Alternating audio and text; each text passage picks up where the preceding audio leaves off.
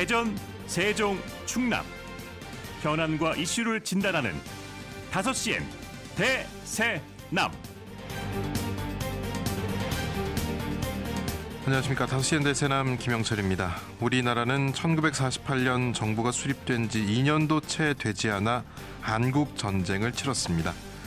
이 전쟁에서 40만 명 이상의 국군이 사망했고 100만 명에 달하는 일반 시민이 사망하거나 피해를 입었습니다. 그래서 정부는 휴전 후 어느 정도 안정을 찾은 1956년 6월 6일을 현충 기념일로 지정해 순국 선열과 호국 영령들의 숭고한 희생을 기리고 있습니다. 국기를 반기로 개양하고 오전 10시 사이렌이 울리면 국민 모두가 묵념을 하고 또 각자의 사정에 따라 국립현충원을 찾아 꽃을 바치거나 추념식을 갖기도 하는데요. 하지만 묘지를 찾아 참배할 수 있는 호국 용사는 전사한 군인들의 2%인 200명 정도에 불과합니다. 그렇다면 아직도 가족의 품으로 돌아오지 못한 98%에 해당하는 국군 전사자의 유해는 언제쯤 돌아올 수 있을까요? 그리고 숫자조차 파악되지 않은 민간인 희생자들의 유해는 또 언제쯤 빛을 보게 될까요? 전사자의 유해를 찾으려는 유가족들은 생전에 찾을 수 있을까 노심초사하고 있지만 신원을 확인하지 못한 유해의 가족을 찾는 데 편성된 예산은 해마다 줄고 있습니다. 최근 자료를 보면 2020년 34억 5천만 원이었던 예산이 2021년에는 19억 6천만 원으로 줄었고 2023년에는 14억 원까지 줄었습니다.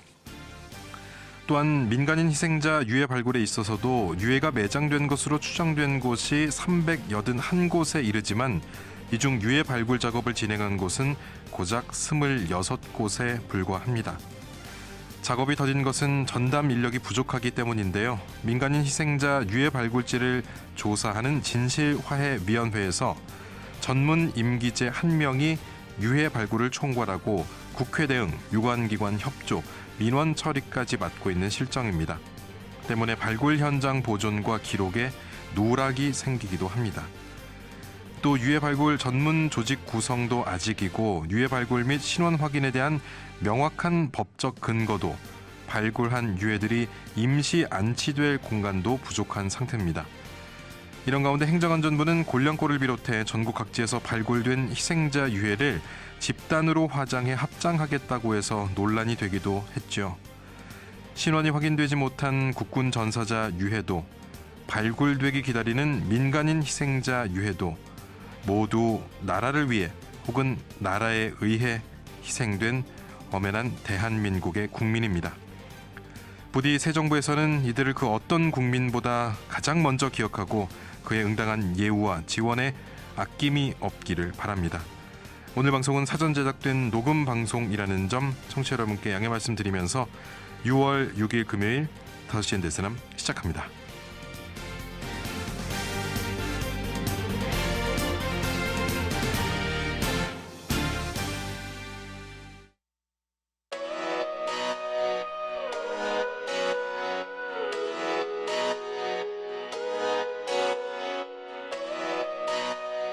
다섯 시엔 대세남은 여러분의 참여와 제보로 이루어집니다.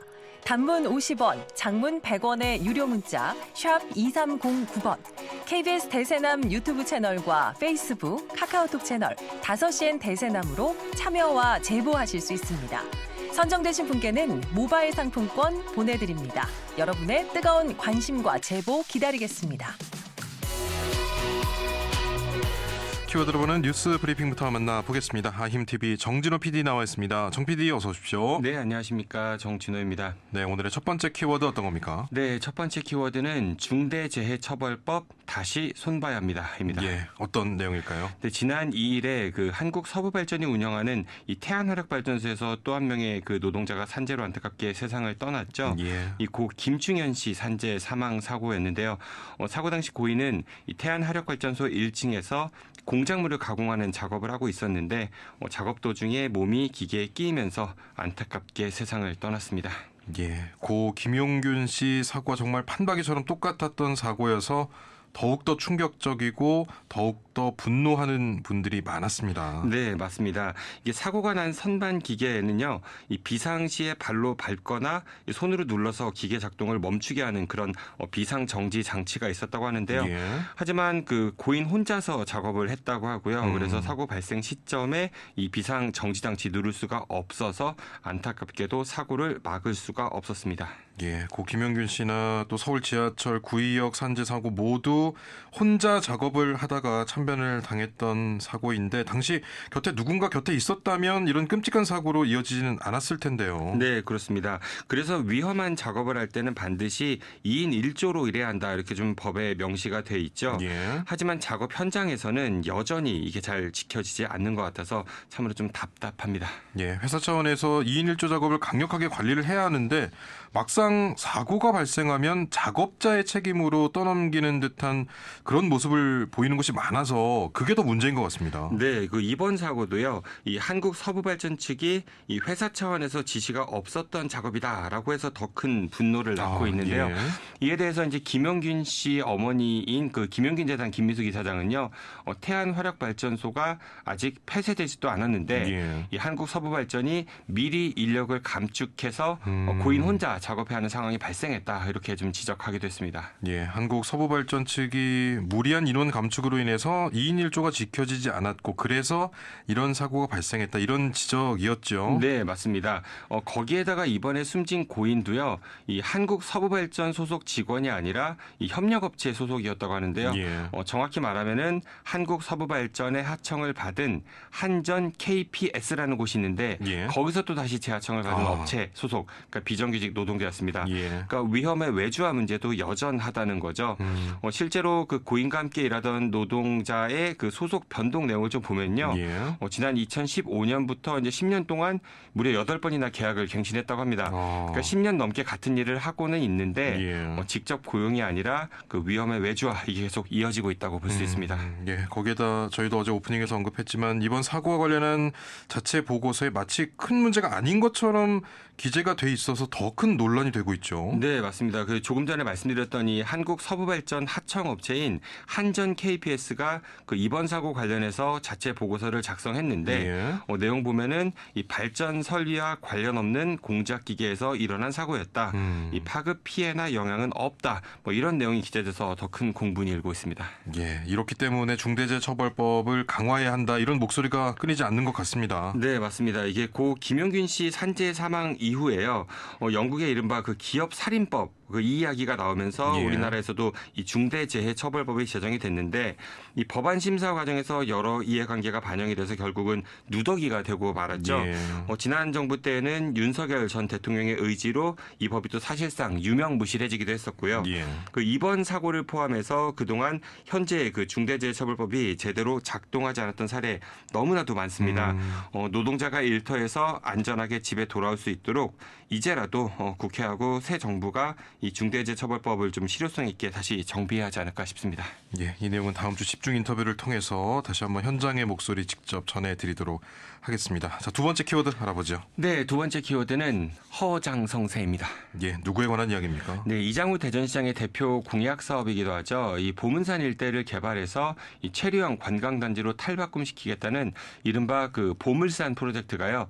민선 8기 임기 안에 제대로 이뤄지지 어려울 것 같습니다. 예. 이장우 대전시장은 후보 시절부터 이 4,500억 원 정도의 이제 민간 자본을 유치해서 이 보문산 일대 전망타워, 케이블카, 워터파크, 그리고 체류형 숙박시설 등을 갖춰서 이 보문산의 옛 영광을 되찾겠다 이렇게 공약했었는데요. 예. 하지만 이 사업은 그 경제성 부족으로요. 여몽철, 권선택, 허태정 등 이 역대 대전시장 모두 실패했던 사업입니다. 예. 그리고 이제 환경 파괴적 요소가 많으니까 그냥 지금처럼 시민들의 휴식 공간으로 활용하는 게 더 낫다. 뭐 이런 지적도 많았습니다. 예, 하지만 이장우 하면 다르다 이러면서 이장우 시장이 강한 자신감을 보였었습니다. 네, 그렇습니다. 그러면서 이제 민선 8기 시작하자마자 여러 우려와 반대 목소리를 뒤로 한 채 그 이장우 시장이 이 보물산 프로젝트를 강하게 추진했었는데요. 예. 근데 첫 단계로 보문산의 전망타워와 케이블카 건설을 위한 민간 자본 유치에 나섰지만은 여기에 응했던 민간 업체 단 한 곳도 없었습니다. 예. 그 이후에 이제 계룡건설 측이 케이블카만 하겠다는 의사를 밝혀가지고 우선 협상 대상자가 되긴 했지만요. 결국은 이것도 무산이 됐었죠. 예. 그러다가 이제 재정 투입, 그러니까 약 800억 원 정도의 시민 혈세를 들여서 대전 도시공사가 전망타워와 케이블카를 설치하는 걸로 이렇게 방향이 틀어졌고요. 예. 현재 이 사업과 관련한 설계 용역 그리고 타당성 조사 용역이 추진되고 있습니다. 예, 그러니까 결국 민자 유치에는 실패를 한 셈이 된 건데 생각해보면 설사 이렇게 막대한 시민 혈세를 들여서 전망타워, 케이블카 설치를 한다고 해도 기대한 것보다 사람들이 많이 찾지 않으면 결국엔 또 다른 시민 부담으로 되돌아오지 않을까요? 네, 맞습니다. 이게 막대한 그 유지 비용을 감당하지 못해서 개점 휴업 상태인 모노레일이나 케이블카가 전국적으로도 상당히 많은데요. 예. 물론 뭐 보문산이 잘 가꿔진 그런 아름다운 숲이긴 하지만요. 뭐 예를 들어 뭐 중국 장가계처럼 뭐 빼어난 협곡이 있는 것도 아니고요. 또 뭐 목포처럼 바닷가 인근에 있는 것도 아니어서 예. 솔직히 좀 얼마나 많은 관광객이 찾을지는 미지수인 것 같습니다. 이거 말고도요. 그 3천억 원 정도의 민간 자본을 유치해서 이 오월드 주변에 워터파크하고 숙박시설 조성한다고 했었는데요. 예. 하지만 이 시설 건립에 필요한 부지를 제대로 확보하지 못해가지고 민간 자본 유치는 시도도 해보지 못한 상태고요. 예. 그러다가 결국 이 대전 도시공사가 진행하는 오월드 사업에 이 사업이 슬그머니 끼워져 버리게 됐습니다. 예, 그러니까 결국 계획대로 된 것은 하나도 없다라고 볼 수 있겠네요. 네, 그래서 키워드를 허장성세 아닌가 이렇게 싶어서 정해봤는데요. 그래서 시민사회에서도 그렇게 자신했던 보물산 프로젝트가 결국 민자 유치에 실패했고 또 현재 시민혈세 들여서 그 용역을 추진하고 있지만은 이거 역시도 좀 좌초될 공산이 크다면서요. 이장우 시장이 임기 안에 결과를 낼 수 있는 사업이 아니었는데도 시민 의견을 무시하고 추진한 이 난개발 사업 이거 당장 중단해야 한다 이렇게 좀 주장하고 나섰습니다. 예, 민선 8기 임기가 이제 1년 남짓 남아 있는데 내년 지방선거 결과에 따라서 자칫 사업에 큰 변화가 생길 수도 있겠네요. 네, 그럴 가능성도 충분히 있을 수 있겠죠. 예. 이게 현재대로라면은 빠르면 올 하반기나 돼야 이 구체적인 윤곽이 나올 것 같다고 하는데요. 예. 대전시는 2029년에서 2030년쯤에 사업 완료를 목표로 하고 있다고 합니다. 근데 꼭 이런 거를 짓는 게 능사라고 볼 수 있을까요? 막대한 시민 열세가 투입되는 만큼 더 잘 꼼꼼하게 따져봐야 할 것 같고요. 예. 또 비싼 돈 들여가지고 지어놨는데 찾는 이가 없어서 애물단지로 전락해 결국 돈 먹는 하마가 되는 일은 없어야 할 것 같습니다. 예, 오늘 소식 여기까지 듣겠습니다. 키워드를 보는 뉴스 브리핑 아힘TV 정진호 PD였습니다. 고맙습니다. 고맙습니다.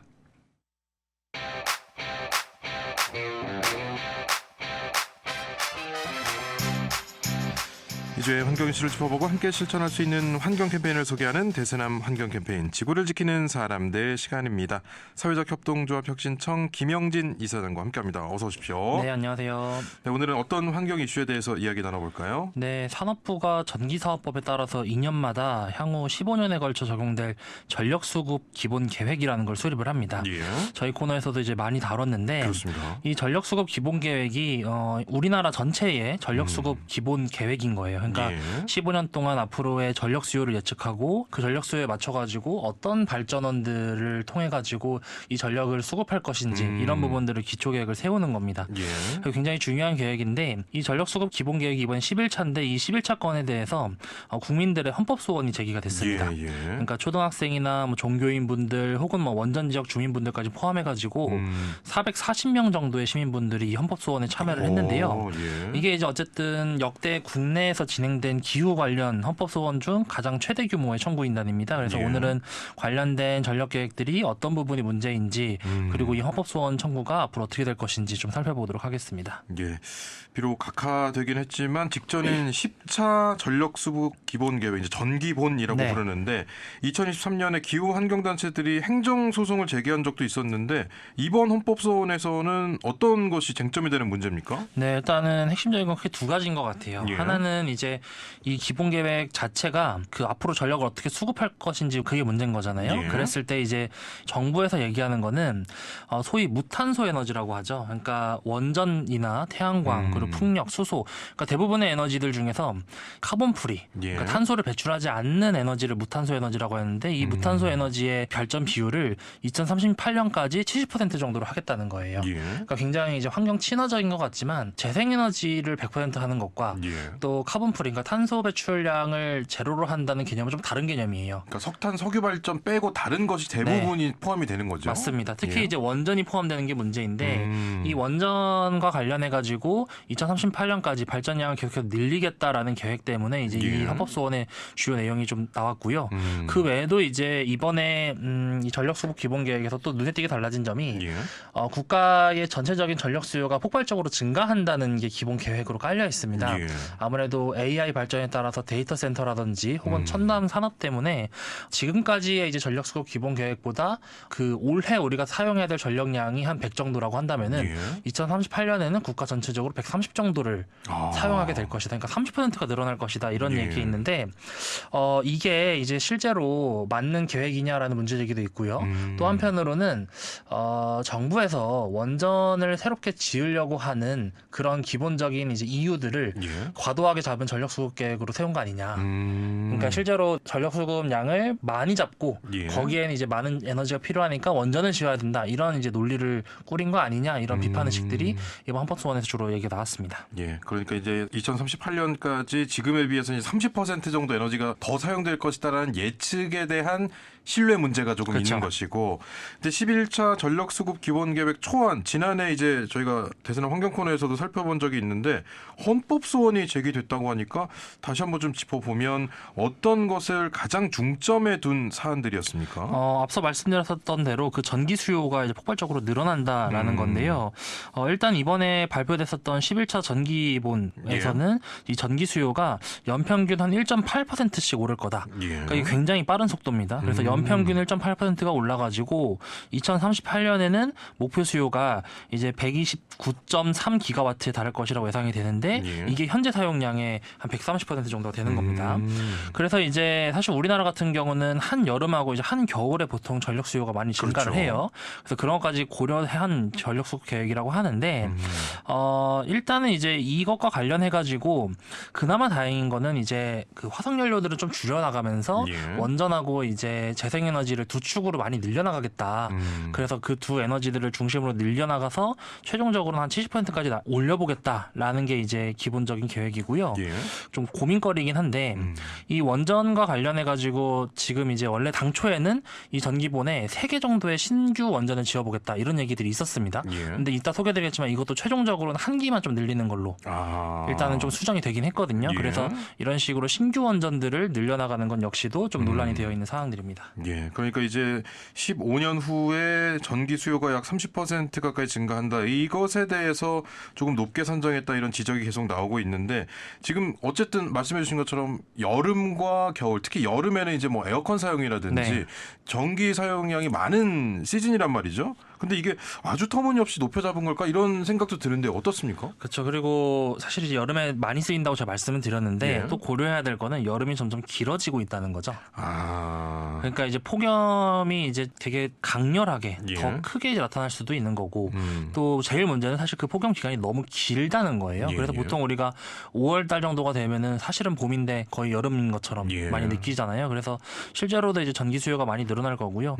좀 주목해야 되는 부분은 예를 들어서 이런 폭염 기간에 전력 수요가 증가한다라는 거는 이 폭염이라고 하는 항목 자체가 원래 있는 거잖아요. 예. 그럼 원래 있는 항목에서 이제 이 전기량이 늘어났다 줄어든다 뭐 이런 식으로 하는 건데 이번에 이제 좀 특이한 건 어쨌든 새로운 항목 자체가 생겼다는 거예요. 예. 그러니까 이제 AI 산업 관련해 가지고 데이터 센터에 대한 수요라든지 혹은 이제 다른 재생에너지들을 사용하는 데 있어서도 이제 이런 전기들이 또 필요할 수가 있으니까 예. 이런 신규 항목들이 늘어나다 보니까 이제 아무래도 전체적인 총량 자체가 좀 빠르게 올라가는 그런 것들이 있고요.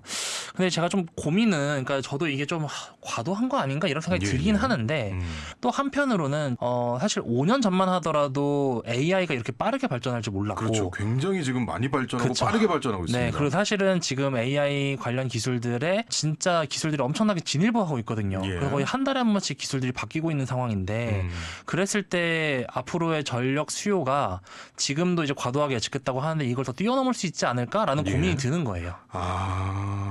그러니까 이제 환경부를 비롯해가지고 정부가 전체적으로 이 전기 수요를 어떻게 계산했는지는 자세하게 천천히 들여다봐야 되겠지만 이미 우리가 이제 이 전력 수요라는 것을 과거에서부터 예측했지만 계속 틀리고 있다는 거예요. 더 많이 사용하는 쪽으로. 예. 그러다 보니까 저는 이것보다도 더 늘어나는 거 아닐까? 이런 걱정이 오히려 드는 겁니다. 예. 그러니까 물론 이제 이거를 어떤 것을 목표로 해가지고 실제로 이 수요를 측정했는지에 따라서 완전 방향이 달라지긴 합니다. 그러니까 예를 들어 환경단체들이나 헌법소원을 청구하신 분들이 말씀하신 것처럼 현재 우리의 계산식을 뛰어넘는 수준으로 많이 책정한 것이다라고 하면은 이건 문제가 되겠죠. 예. 근데 예를 들어서 이제 현재까지의 좀 예측 불가능한 상황들을 고려해가지고 넉넉하게 잡은 넉넉하게 거라고 볼수 있는 잡았다라고 거니까. 하면은 또 그것도 어떻게 보면 말이 되는 말인 거거든요. 그래서 예, 예. 누가 지금의 이 상황에 대해서 전기 수요를 제대로 예측할 수 있을까라는 고민이 드는데 어쨌든 그런 부분 때문에 저도 과거였으면은 이거 너무 과도하게 잡았다라고 예. 비판적으로 말씀을 드릴 텐데 현재의 우리가 살아가고 있는 세상 자체가 너무 예측 불가능하기 때문에 예. 이 부분들에 대해서 저도 선뜻 어떻다라고 말씀드리기 되게 어려운 것 같습니다. 그러니까 이제 처음에 들었을 때는 130%까지 도달하는 것이 과한 수치일 것이다라는 생각을 해보려고 했더니만 네. 이제 그게 지금의 이 기술의 발전과 전력 수요를 봤을 때는 또 어떻게 계산하느냐에 따라 달라질 수 있는 부분이기 때문에 근데 지금 원전, 재생에너지, 수소 말씀해주신 무탄소 전원 이걸 이제 좀 조화롭게 사용을 하겠다 이런 계획이 들어있는데 네. 조화라는 것이 어떤 비율의 조화인지 그것 좀 궁금하거든요. 그렇죠. 그러니까 사실은 우리가 잘 생각해봐야 되는 게 탄소 중립을 해야 하는 이유는 결국 우리 인류가 지속 가능하게 살아가기 위해서 탄소 중립을 해야 된다라고 말하는 거잖아요. 예. 그럼 결국에는 이제 이 사회적 안전망 혹은 안전에 대한 이슈 때문에 결국 탄소 중립을 해야 된다는 거예요. 그러니까 과거처럼 깨끗이 살아야 돼, 우리가 깨끗한 환경에서 살아야 돼 이런 개념만이 아니라는 거죠. 예.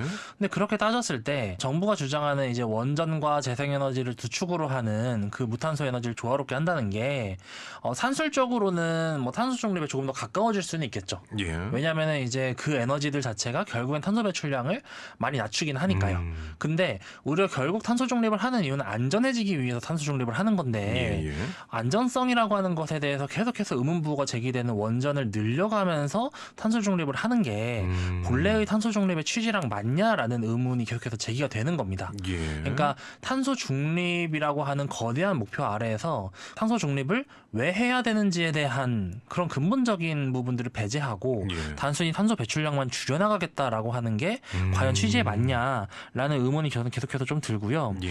그리고 이제 또 한 가지 문제는 아까 이제 두 축으로 조화롭게 하겠다고 했는데 그렇게 했을 때 이제 재생에너지를 2038년까지 일단 최종 안으로는 29.2%까지로 발전량을 늘리겠다는 겁니다. 예. 그러니까 현재 이제 9%에서 한 10% 정도가 재생에너지 비율을 차지하는데 5년 만에 한 3배 정도로 늘린다는 거잖아요. 예, 예. 그래서 되게 이제 많이 늘리는 것 같지만 사실 현재 이제 선진국들의 평균적인 재생에너지 발전 비중이 한 30%가 됩니다. 그 수준까지 겨우 네. 따라가는 정도다. 그렇죠. 예. 그래서 이 지금의 평균, 지금의 수준에 따라가는 걸 15년 동안 하겠다라는 거기 때문에 국제적인 이런 눈높이에서도 당연히 좀 맞지 않는 그런 부분이라고 할 수 있겠죠. 만약에 무탄소 에너지 70%까지 쓰고 예. 화석 연료를 비롯한 탄소를 배출하는 에너지를 30%까지 쓰겠다는 거잖아요. 결국 마지막에. 예. 그럼 예를 들어서 원전을 만약에 더 쓰겠다라고 하면은 이런 주장도 할 수 있을 것 같아요. 그러면 원전도 늘리는 대신에 재생에너지 비중도 더 많이 늘려라.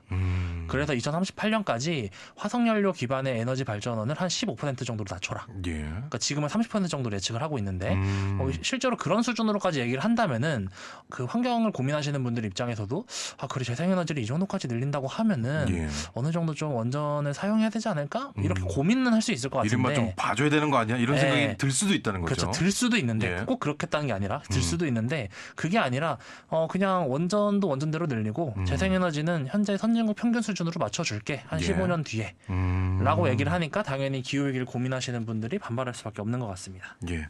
그 이제 신재생에너지 비중을 확대해야 한다 이런 의견을 정기본 초안에 이제 제시가 됐던 사안인데 그럼 이게 완벽하게 반영이 되지는 않았던 겁니까? 그러니까 사실 최초의 초안에서 산업부가 제안한 거는 일단 이제 2030년까지 재생에너지 비율들을 계속 늘려가지고 하는 건데 예. 이게 사실은 거의 20% 초반대로 낮게 설정이 됐었어요.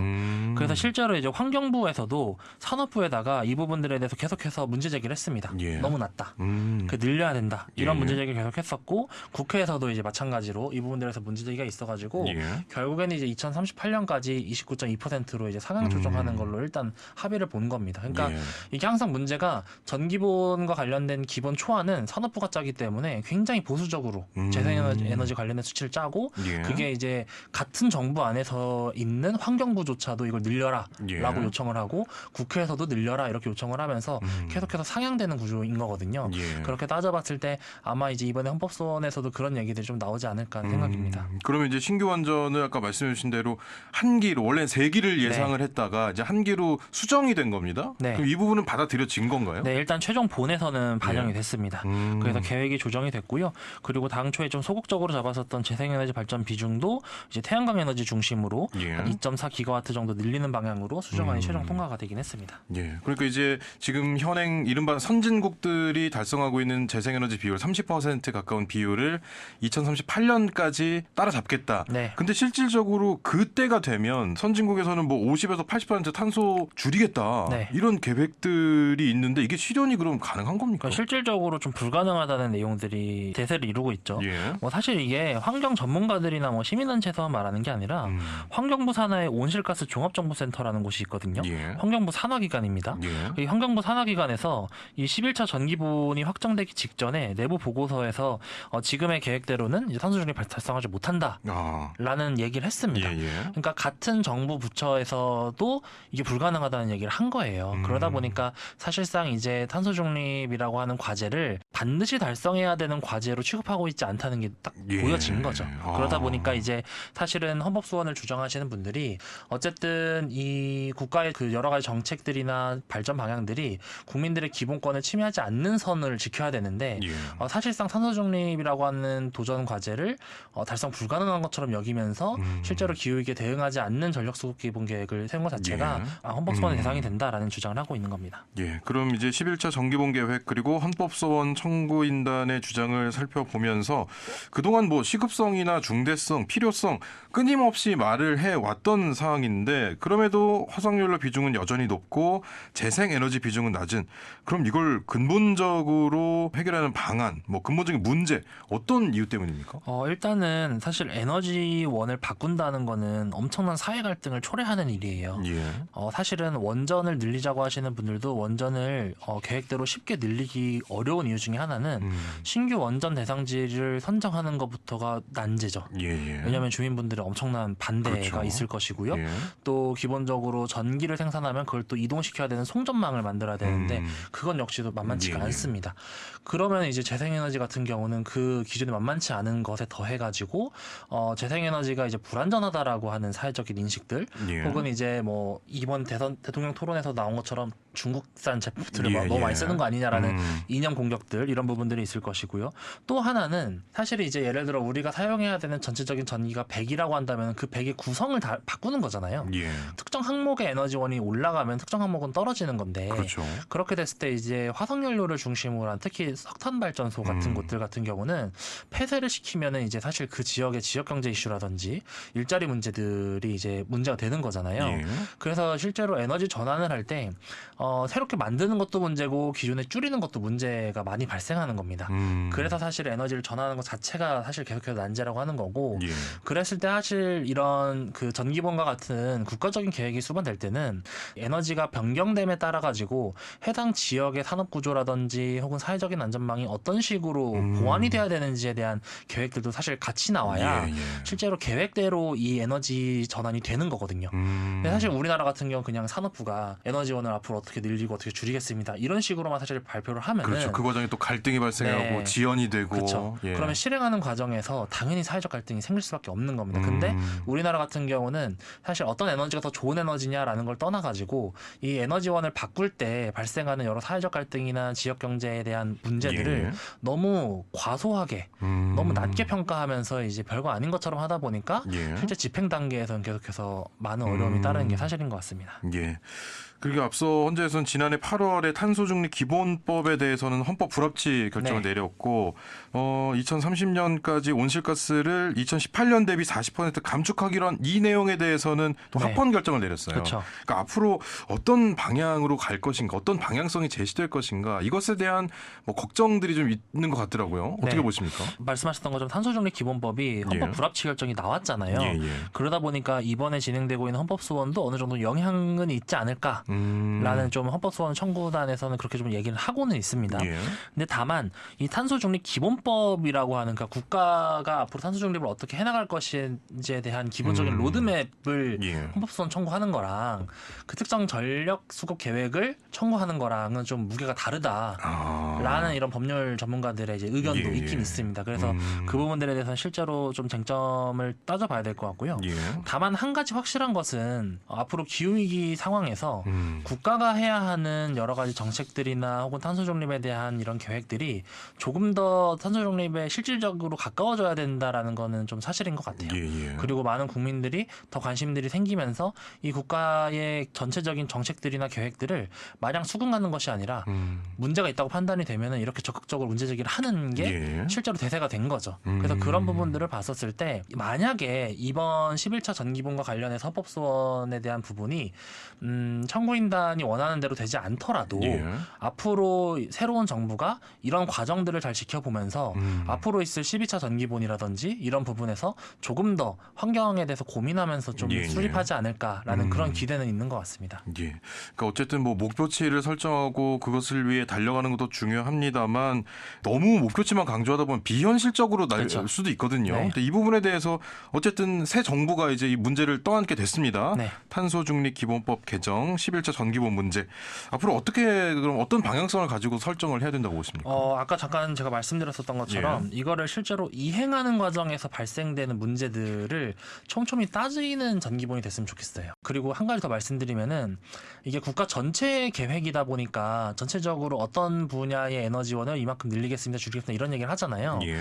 근데 따져봤을 때 그 에너지를 어디서 생산하는지도 사실 되게 중요하거든요. 그러니까 사실 제가 이번 새로운 정부에서도 뭐 재생에너지 많이 얘기를 했는데 예. 좀 걱정되는 거는 그 재생에너지를 지금처럼 이제 뭐 서해안, 남해안 그러니까 실제로 사용하는 곳과 멀리 떨어져 있는 곳에서 많이 발전을 시키면 그거대로 또 문제가 생깁니다. 예. 송전 문제라든지 그렇죠. 혹은 에너지 자립에 대한 이슈들이 생기기 때문에 앞으로의 전기본을 구성할 때는 이 어떤 에너지원을 얼마큼 생산하겠다만큼 이 우리가 각각 도시와 그리고 또 전력을 생산하는 곳이 서로 이부부처럼 떨어져 있는데 예. 이 부분들을 어떻게 믹싱시킬 것인지 그런 부분들에 대해서도 현실적으로 좀 잘 담아내는 그런 예. 계획들이 많이 반영되면 좋겠고요. 한 가지만 더 말씀드리면 어쨌든 새로운 정부가 재생에너지를 많이 늘리겠다라는 건 저는 긍정적이라고 생각이 됩니다. 근데 예. 다시 한번 말씀드리겠지만 그 에너지를 어디에 어떻게 세울 것인지 그런 부분들도 같이 합리적으로 생각을 해주면 좋을 것 같습니다. 예. 마지막으로 환경 캠페인 소개해 주시면서 마무리하죠. 네, 그 6월 5일이 이제 세계 환경의 날이었습니다. 예. 이 세계 환경의 날을 맞이해가지고 전국 각지에서 이제 환경 교육 주간이라는 이름으로 체험 행사들이 진행이 되고 있는데요.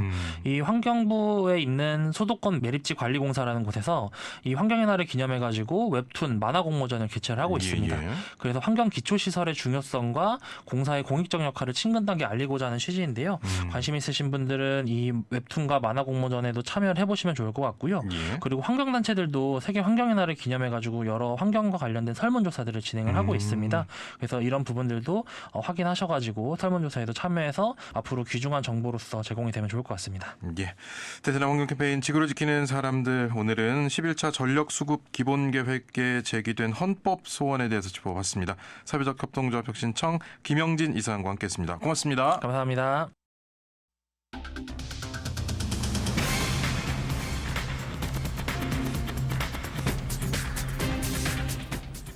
다섯 시엔 지역의 이슈와 현안을 진단합니다. 5시엔 대전, 세종, 충남 지역민의 목소리를 듣습니다. 5시엔 시사라디오, 5시엔 대세남이 있습니다.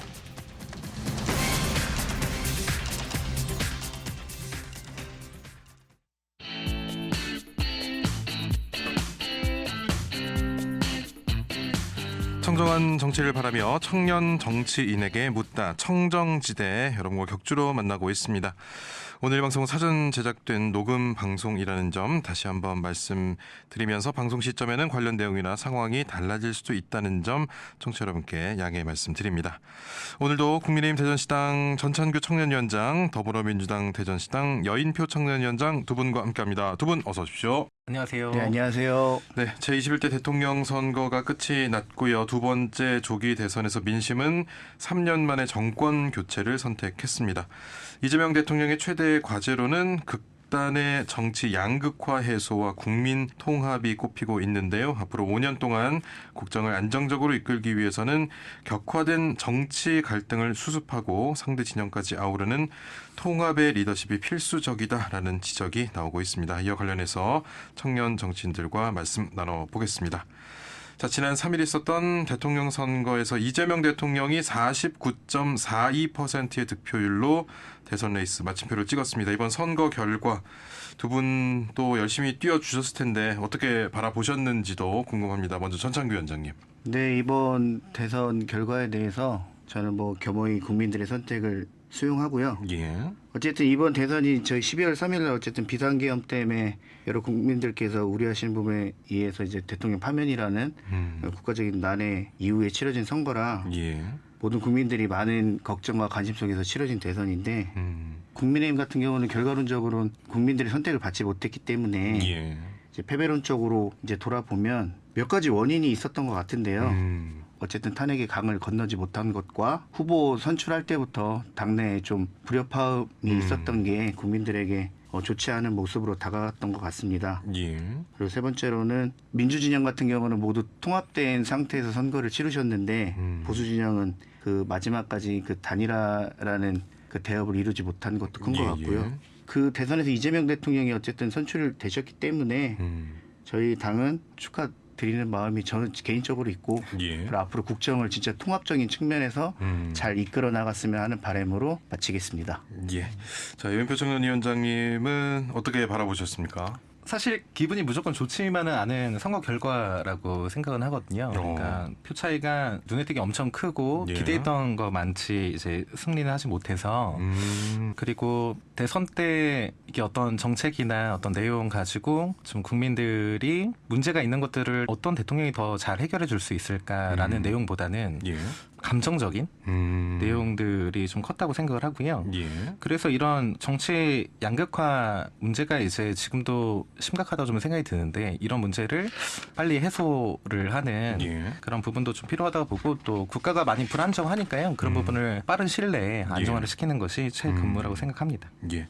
결과는 승자와 패자로 나뉘기 때문에 국민의힘 입장에서는 아쉬운 결과를 받아들인 셈이 됐는데 지금 전국적인 당내 분위기도 궁금하지만 사실 이제 지역의 당내 분위기를 가장 잘 알고 계실 테니까 전창규 위원장님 어떻게 지금 분위기 좀 어떻습니까? 저희는 분위기라고 얘기할 수도 없을 정도로 이제 반성 위주도 있지만 이번 결과를 보면서 어찌됐든 그 원인과 결과에 대해서는 저희가 선거가 끝나고 나서 예. 이제 파악을 해야 되는 부분인데요. 마지막에는 조금 저희 후보의 이제 좀 청렴성이라든지 그런 부분이 부각이 돼서 그 본투표 때 기대를 했었는데 예. 사전 투표에서 그 격차가 너무 많이 나는 것을 보고 저희 지지자 입장에서는 많이 상실감도 있지만 예. 그럼에도 불구하고 그래도 40% 이상을 득표를 했고 예. 그다음에 이재명 대통령께서는 또 50%를 못 넘으셨기 때문에 그런 부분에서 저희는 좀 그래도 그나마 예. 위안을 삼고 내일을 좀 기대할 수 있지 않나 이렇게 싶습니다. 예.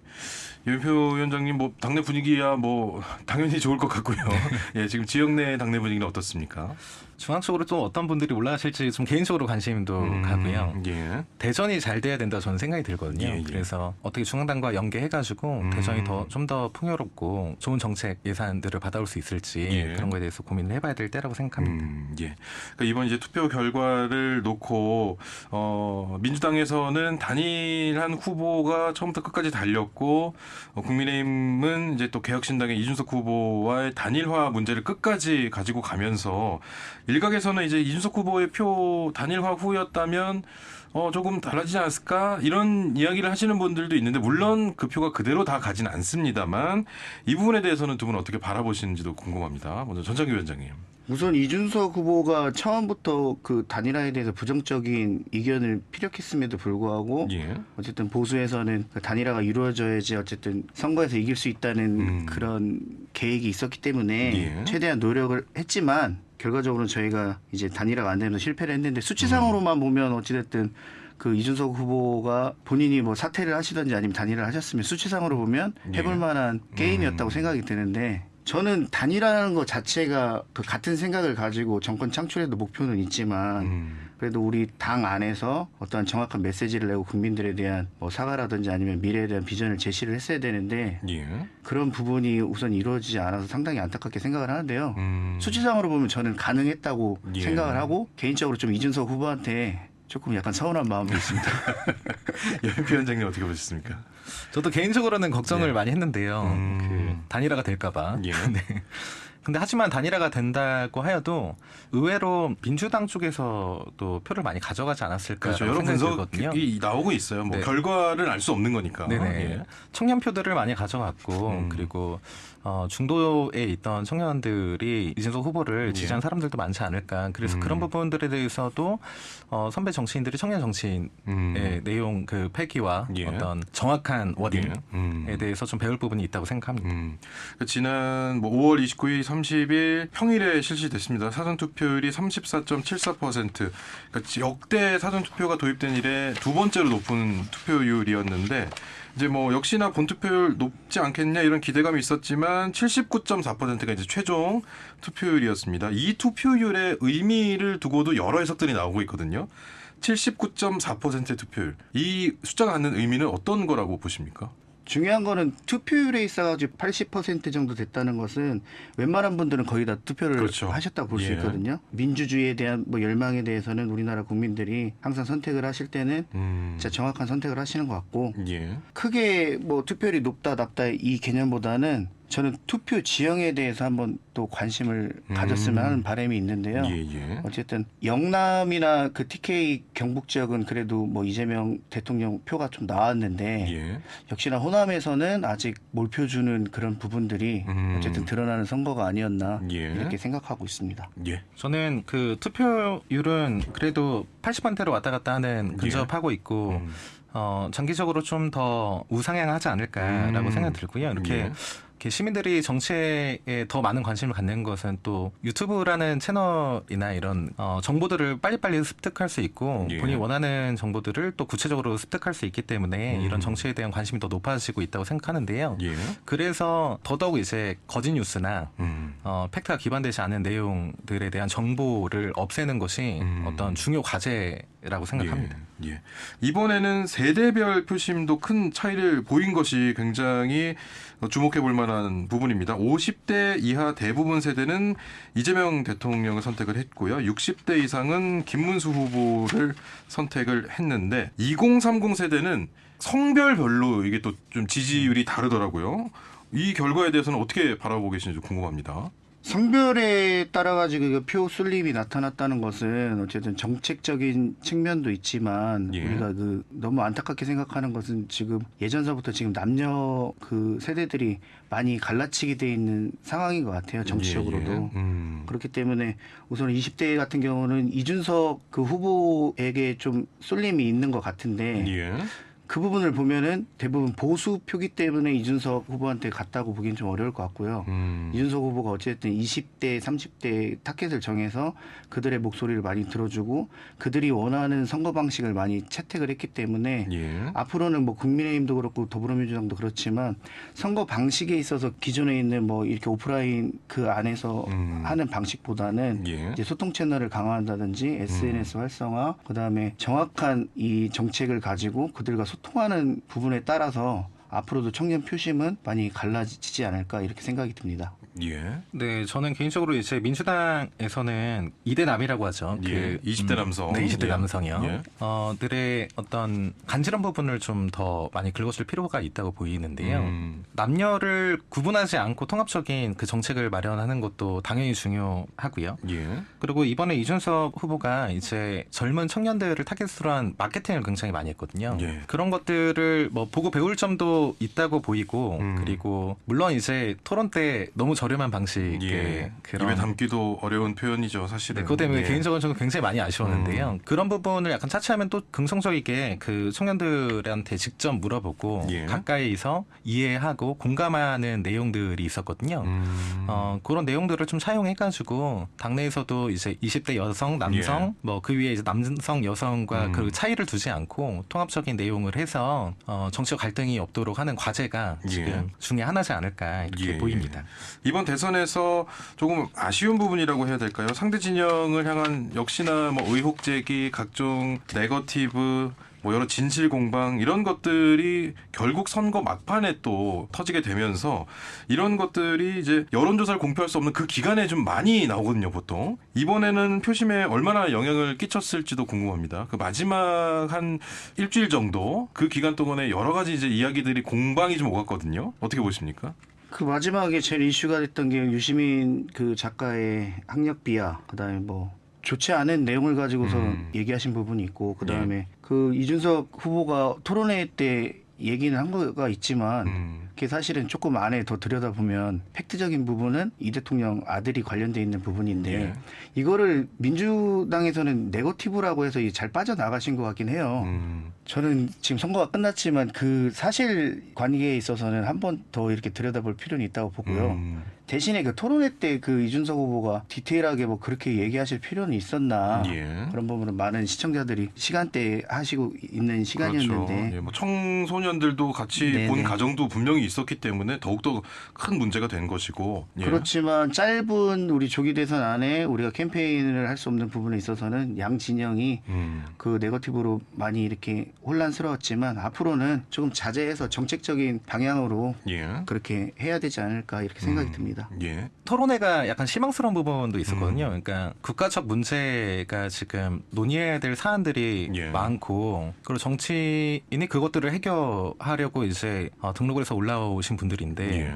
뭐 개인적인 어떤 가족들의 비하나 물론 이제 그 전에도 있었습니다만 예. 그런 것들이 사실 국가의 성장을 위해서 좋을 게 단 하나도 없다고 보이고요. 만약 그것들로 인해서 뭐 국가가 조금이라도 나아지고 우리가 통합을 이루는데 더 바람직한 방향이라면 그런 거 뭐 해도 되지만 누구도 그렇게 생각 안 하잖아요. 예. 예. 그리고 대다수의 국민들은 그런 거 보면서 좋아하시는 국민들은 이게 거의 예능 프로그램이라고 보이거든요. 그러니까 정책이면 정책 과제에 대해서 깊게 논의를 하고 그래야 당선이 되지 않아도 예. 그래도 당선되지 않는다고 정치인 그만두는 것도 아니잖아요. 그런 것들을 또 인지하고 자기가 부족한 부분을 또 성장시키고 또 제안해서 좋은 대한민국을 만들 수 있는 과정이 되는 건데 예. 그냥 단순히 너무 이기고만 싶구나라는 어떤 내용들이 좀 보여서 예. 그러면은 그 후배들이 존경할 수 있는 정치인이라고 할 수 있을까? 이 토론의 내용이 예. 새싹들 다 보고 있는 내용인데 그렇죠. 예. 그게 바람직한가? 전 전혀 그렇게 근데 생각하지 않습니다. 토론회만 보면 사실은 민주당에서 그렇게 얘기를 하시는데 사실은 뭐 정책적인 거를 떠나가지고 정확하게 사과도 안 하시고 무조건 아니다 치부하시고 예. 근데 내용을 들여다보면 분명한 팩트고 민주당은 항상 그냥 아니라고만 하세요. 그러니까 앞으로는 예. 어차피 선거 끝났지만 예. 긴 거는 맞는 거는 맞다고 하고 사과할 저도 건 하고 예, 추가적으로 말씀드리는 게 예. 저는 민주당이 국힘당이랑 지금 비슷했다고 보거든요. 예. 뭐 예전에도 다 가족 건드리고 뭐 사돈의 팔촌까지 건드리고 예. 그럼 어쨌든 국힘당, 민주당을 떠나서 뭐 여당, 야당이 다 그런 거는 이제 안 하는 정치적 분위기를 만들어야만 예. 한다라고 예. 생각합니다. 자, 이제 뭐 이재명 대통령 앞에 놓인 과제 만만치가 않습니다. 우리나라의 뭐 경제 문제, 민생, 통합의 문제, 앞으로 어떤 것들을 우선 과제로 삼아서 이재명 대통령이 국민 통합을 위해서 좀 노력해야 한다고 보십니까?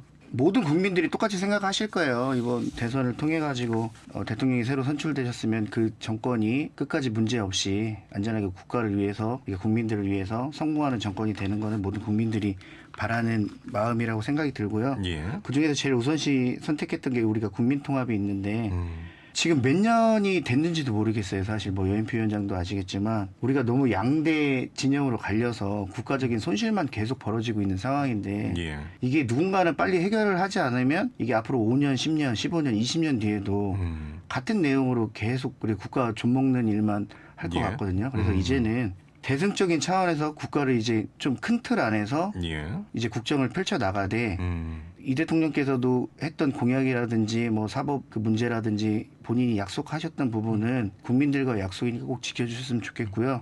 국민의힘도 민주당이 그랬다고 해서 뭐 발목 잡고 뭐 정권 실패로 하기 위해서 노력하기보다는 예. 대승적인 차원에서는 존중을 해주되 우리가 야당 역할을 이제 제대로 해서 예. 뭐 이재명 정권이 성공할 수 있는 길로 나가야 되지 않나 이렇게 생각하고 있습니다. 예. 저도 그 말씀해주신 내용이 너무 좋아가지고요. 사실 중요한 거는 초기 때는 이런 말씀까지 드려도 되는지 모르겠는데 예. 민주당이 잘해서 당선된 게 아니잖아요. 그러니까 그런 신임을 받는 초기의 내용이 되게 중요한데 여당 야당이 이제 손을 어떻게 잡느냐 이게 대통령으로서 할 수 있는 첫 임무라고 생각이 들거든요. 여기서부터 이제 싸우고 들어간다고 하면 아마 뭐 전이나 뭐 다를 바 없이 진행될 여지도 꽤 있고요. 너희도 안 해줬으니까 나도 안 해줘. 뭐 이런 식으로 하면 사실 이게 정치 게임이고 국민들은 손해밖에 볼 게 없거든요. 그래서 이런 부분을 어른답게 그리고 훌륭한 정치인답게 손을 잡고 잘 풀어나가는 과정이 처음에 가장 보고 싶은 그러니까 국민들도 가장 보고 싶어하는 모습이지 않을까 싶습니다.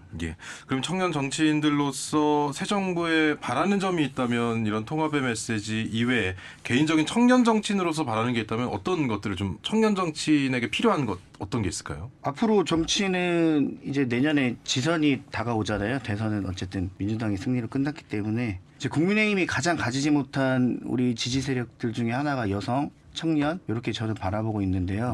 우리 국민의힘 정치하시는 분들이 만약 이 방송을 듣고 계신다면 진짜 앞으로는 청년들에 대한 정치적인 약속은 꼭 지켜줬으면 좋겠고요. 그리고 청년들이 선출직에 많이 도전을 하고 출마를 했을 때 그거에 대해서 뭐 위에서 너무 막기보다는 이제는 민주당이랑 경쟁도 해야 되고 개혁신당이랑도 해야 되고 뭐 조국혁신당이랑도 해야 되는데 그 대다수 보면 이제 젊은 정치인들이 또 많이 나오고 도전도 할 것 같아요. 이랬을 때 이제 한 세대를 건너서 이제 좌우가 아니라 앞으로 나갈 수 있는 통합적인 그런 마음을 가진 청년들이 정계에도 많이 진출하고 우리 지방선거에도 많이 진출을 해서 꼭 이렇게 앞으로 좋은 정치할 수 있는 기반을 닦아주셨으면 좋겠습니다. 진보와 보수 진영을 나눠서 정치하는 거는 이제 좀 과거의 산물이라고 저는 생각하거든요. 공부하다 보면 진보하고 보수는 다 맞물려 갑니다. 완전 보수인 것도 없고 완전 진보인 것도 없고 완전 보수면은 국가가 잘못되고요. 완전 진보에도 국가가 잘못되죠. 그렇습니다. 그게 맞물려 가야 되는데 진보 정당이라는 것과 보수 정당이라는 것도 좀 이제는 바뀌어야 되지 않나. 그런 내용을 없애고 진보와 보수를 떠나가지고 국민들이 좀 살기 좋은 정책들이 무엇인가. 그래서 진영 논리를 없애고 그럼 당연히 지역도 점진적으로 좀 사라지지 않을까 생각이 들고요. 그러면은 좋은 청년 정치인들이 이제 좀 등장하지 않을까. 그리고 그런 것들을 만들어내는 거는 저는 정치인이 아니라고 생각합니다. 시민들이죠. 알겠습니다. 자, 저희가 오늘 이 6.3 대선 이후에 각 당의 이야기를 좀 들어보고 우리 지역의 현안도 좀 살펴봐야 되는데 시간이 벌써 다 되어서 우리 지역의 현안은 2주 뒤에 저희가 조금 더 현안을 쌓아서 말씀 나눠보도록 하겠습니다. 오늘 말씀 여기까지 듣겠습니다. 청정지대 오늘은 대선 투표에 담긴 민심 그리고 대선 이후의 과제 등에 대해서 짚어봤습니다. 더불어민주당 대전시당 여인표 청년위원장, 국민의힘 대전시당 전찬규 청년위원장과 함께했습니다. 고맙습니다. 네, 감사합니다. 네, 6월 6일 금요일 5시엔 대세남 여기까지입니다. 이번 한 주도 5시엔 대세남과 함께 해주셔서 고맙습니다. 5시엔 대세남 오늘의 끝곡 밥 딜런의 Knocking on Heaven's Door 이 노래 전해드리면서 저는 다음 주 월요일에 다시 찾아뵙겠습니다. 지금까지 김영철이었습니다.